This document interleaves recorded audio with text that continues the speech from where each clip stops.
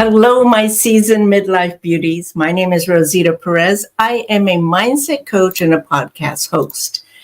Welcome back to my podcast, where midlife women are empowered to shift their mindset and live their most authentic lives. If you're new here, I'm so glad that you found this space. Today, I'm going to share step 2 of the series, 5 steps to rewrite your internal narrative to stop the self-sabotage behaviors. Are we ready? Let me first remind you the definition of internal narrative. It's those ongoing thoughts and stories that we tell ourselves that happen in our head, right?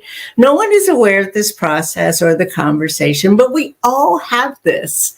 Our internal narrative tells us who we are, what our abilities are, what we can and cannot do. This shapes how we see ourselves and how we see the world. Now, often self-sabotage is fueled by negative self-talk and limiting beliefs that we've internalized over time, decades sometimes. And these are statements like, I'm not good enough, I'm always going to mess up, or I don't deserve success. In step 1, we focused on identifying the narratives that keep us stuck. Now it's time to take it a step further by challenging those deeply ingrained beliefs that fuel our self-sabotaging behaviors. Now, this step is crucial in your journey to breaking free from the limitations that have held you back. And it sets the stage for creating a new, empowering narrative. Let's go ahead and start with step 2, challenge the beliefs. Let's start by defining what we mean by limiting beliefs. These are the thoughts, assumptions, and attitudes that we've internalized over time, often without even realizing it, right? They form the lens through which we see ourselves and we see the world. While some beliefs can be empowering, others can be incredibly limiting, leading to behaviors that undermine our success, undermine our happiness, as well as our personal growth. For example, you might hold a belief like, I'm not smart enough to achieve that goal, or I'm too old to start something new. These thoughts seem like truths, but in reality, they are just perceptions, and perceptions can be changed. Why do limiting beliefs matter? The beliefs we hold dictate our actions, right? It starts with thoughts, feelings, and then actions. If we believe we're not worthy of success, we might avoid taking risks, shy away from opportunities, or settle for less than we deserve. This is how self-sabotage begins, by allowing these limiting beliefs to control our actions, and we unconsciously keep ourselves from reaching our full potential. Research supports this. It's estimated that 70 to 80% of adults experience imposter syndrome at some point in their lives. This reflects deeply held limiting beliefs that make individuals feel like they don't deserve their achievements. Studies show that 80% of women report that self-doubt holds them back from pursuing their goals. So let's use a real-world example to see how this plays out. Imagine you've always believed that you're not good enough to take on a leadership role at work or at church. Perhaps this belief stems from a past experience, maybe, where someone told you that you weren't leadership material. Or maybe you've seen others get promoted while you stayed in the same position. Because of this belief, you might avoid applying for promotions, downplay your accomplishments, and shy away from taking on challenging projects. This is self-sabotage in action. Your belief is preventing you from even trying. But what if that belief isn't true? What if it's just a narrative that you've accepted as a fact? Now let's talk about how you can begin challenging and changing these beliefs. The first step, which we started with last week, is to identify that limiting belief, right? Become aware. Start by writing down the beliefs you hold about yourself that might be limiting your potential. Be honest and dig deep. Ask yourself questions like, what do you tell yourself about your abilities? What do you tell yourself about your potential? And here's an important one. What do you say to yourself about your worth? Okay, here's an example. I'm not smart enough to lead a team. Or I don't deserve to be happy. Okay, once you have identified a limiting belief, examine the evidence for and against it. Ask yourself, where did this belief come from? Is it really based on facts or just assumptions? And the third question, how has this belief shaped my actions and decisions? If you believe you're not smart enough to lead, ask yourself, what evidence do I have to support this? Have I received positive feedback in the past? Have I successfully led smaller projects? What you'll find is that the belief isn't based on solid evidence at all. The next step is to reframe the belief into something more powerful, more positive. Instead of saying, I'm not good enough, say, I have the skills and experience to succeed, and I'm constantly learning and growing.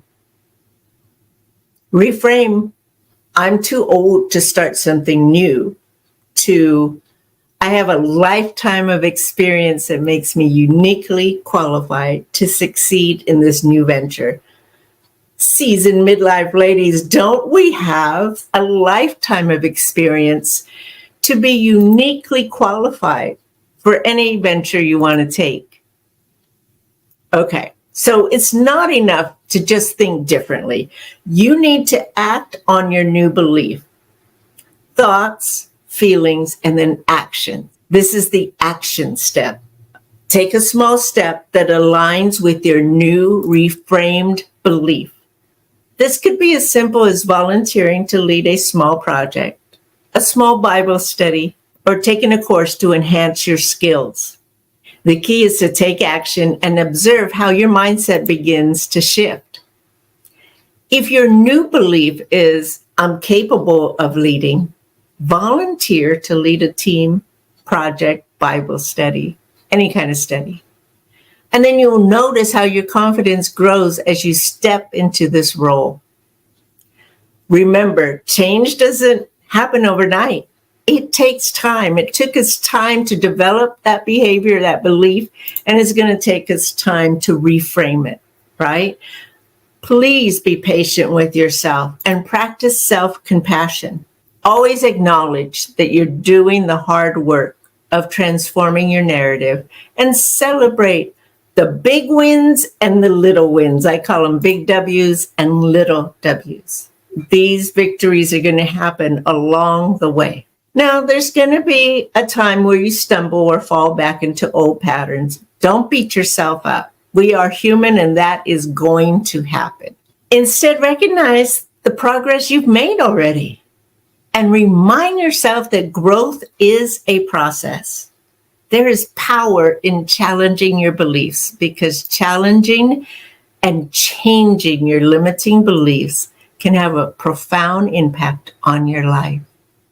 Studies show that people who actively work on reframing negative thoughts and beliefs can reduce anxiety and improve performance by up to 30%. Imagine what that could mean for you, not just in your career, but your relationships, your everyday life. By challenging your beliefs, you're not just rewriting that internal narrative. You're setting the stage, building a foundation for breakthroughs, new opportunities, and a life that truly reflects your worth and potential. Let me share some statistics that show just how powerful your beliefs can be. 70% of people see increased confidence when they challenge negative beliefs. 80% of women improve their performance by overcoming self-doubt. When we reframe our beliefs, there's a 40% reduction in imposter syndrome. 75% report better mental health and less anxiety from challenging beliefs. 30% increase in performance and productivity when reframed negative beliefs.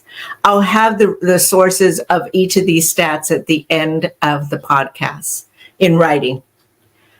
Challenging your beliefs is about taking control of your internal narrative. That story you've been telling yourself, that story keeps you down, right? It's about recognizing that those old limiting narratives don't serve you anymore. And it's time to replace them with empowering truths. And you can do this. As you move forward, remember that the only thing standing between you and your breakthrough is the belief that you don't deserve it, but you do deserve it. And when you choose to challenge the negative limiting beliefs, you're taking the first step toward claiming your life you've always wanted.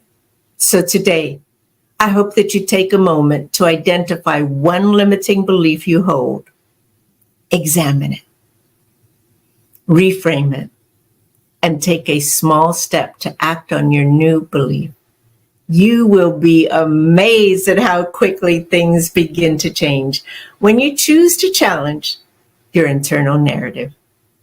Your breakthrough is waiting. It's time to claim it. If this video resonated with you, or you know someone, another woman who could benefit from it, please go ahead and share it. I'd love to hear your thoughts or your comments. Put them on Facebook, on YouTube, and let's continue this important conversation. I want to thank you so much for spending this time with me today. If you want to watch this replay, just go on over to YouTube and type in at Moving Forward Life Coach Realtor. And don't forget to check out my website, movingforwardforlife.com. I'll have more resources and support for you there. Remember, the power to rewrite your story is in your hands. And as you move forward, please keep this in mind. Your next chapter begins when you challenge old beliefs and embrace your upgraded internal narrative.